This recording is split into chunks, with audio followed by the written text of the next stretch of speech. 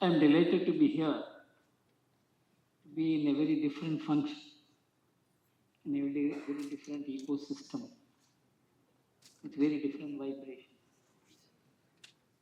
It's not easy to get up an audience like this, and for a purpose which elevates us from our day-to-day concerns and activities into a higher plane.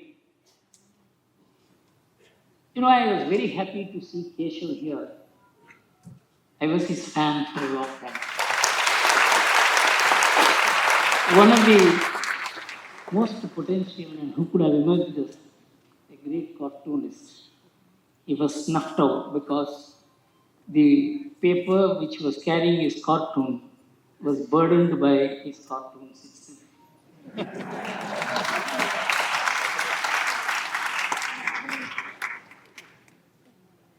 And as someone who has seen the Indian civilization's journey for the last 50, 60 years personally,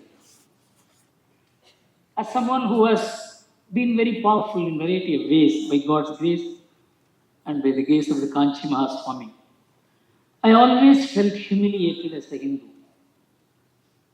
I was a great corporate consultant, valued by all the great corporate families in India. But whenever I mentioned about our civilization or values, the Hindu past, they always looked at me as someone who is illiterate. The same thing is the case with politics, the same is the case with journalism. But as I saw the movement of the Indian civilization from 1970s, I participated in the emergency. I went underground. My wife is here.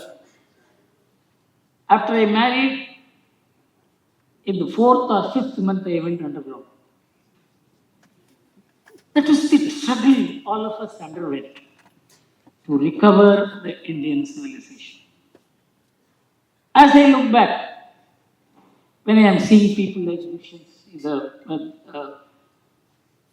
Anand and Ranga, I feel so happy. I'm in the evening of my life. But I see a great explosion of highly talented, competent, courageous people.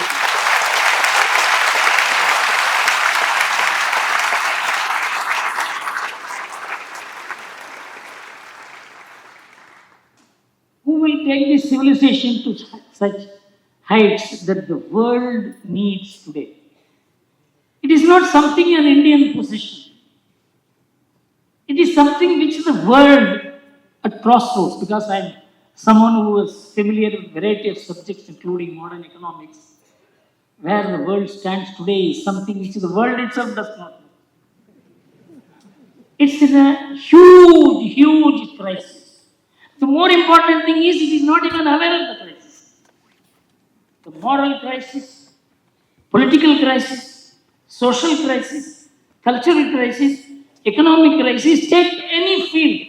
I don't think any person who has a view to say today, or who is heard today, can say that the world is safe. That is the extent to which the Western-driven world has made the world to despair. But there is an exception. The exception is Bharat.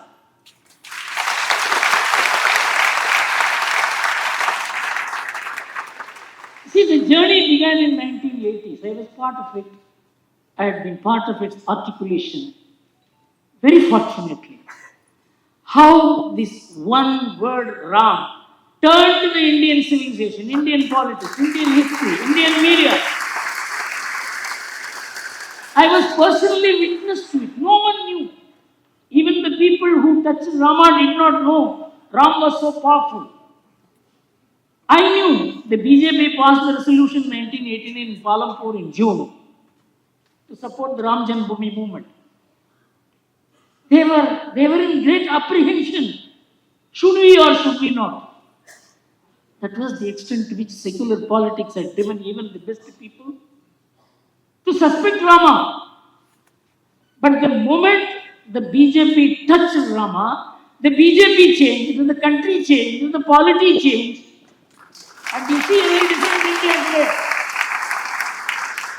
It is not because of any one person's competence, skill, hard work. There is a spiritual power associated with this name Rama, which I have personally experienced. I am not an expert like Dushyant. I am not a spiritualist. I can understand spiritualism. I have been guided by the Kanchi Mahaswami, but I never knew he was God till after he was no more. All that I can say is that if people like Dushyant are around, it is not for a very small purpose. It's for a very big purpose. And I am sure that with such a galaxy of young people who are in art, in music, in dance, in literature, you see a very different India emerging. And I am very happy that this function is not merely a spiritual function, a cultural function, a nationalist function. That is why it started with Vande Mataram.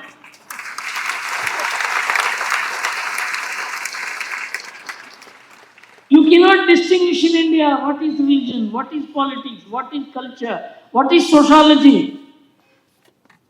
It's all integrated. So this function is an integrated celebration of our civilization, and I am extremely happy. I am going to read the book. Obviously, as I waded through it, it's for a less literate person like me to understand what Ramayana and its message is. I am extremely happy that I participated in this function. Thank you very much.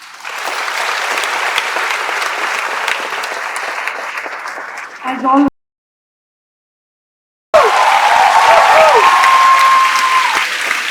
Dr. Anand Ranganathan, a molecular scientist at JNU, is an eminent author, columnist, and editor at Swarajya, which is a magazine known for its stance on political and cultural issues in